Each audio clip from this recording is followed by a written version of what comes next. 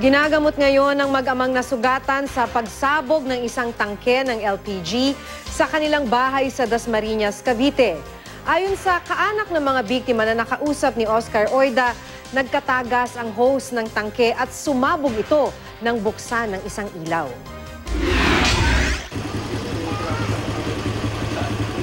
Kasunod ng pagsabog sa kanilang bahay sa Barangay Sampaloc 2, Dasmariñas, Cavite, under observation ngayon sa ospital ang 50 anyos na si Marina Parker at ang 87 anyos niyang amang si Antonio de los Santos. Yung sa tita ko po, sunog yung ganito.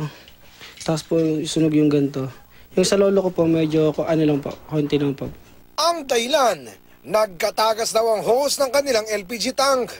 Pagka-switch ng ilaw, bigla raw naganap ang pagsabog. Wasak ang mga pinto, nagkabasag-basag ang mga salamin, at ang mga gamit sa loob ng bahay, gulo-gulo.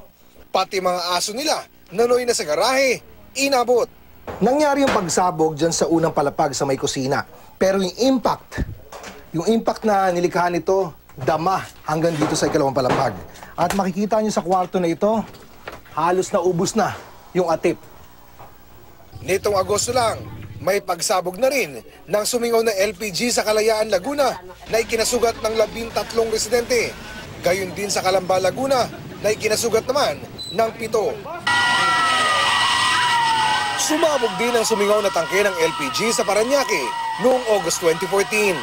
Payo ng otoridad, kung may maamoy na tumagas sa gas, huwag magsindi ng apoy o sigarilyo at huwag magbukas ng anumang dikuryenteng gamit kahit flashlight.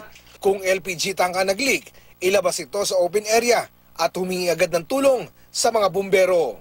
Oscar Oida, GMA News.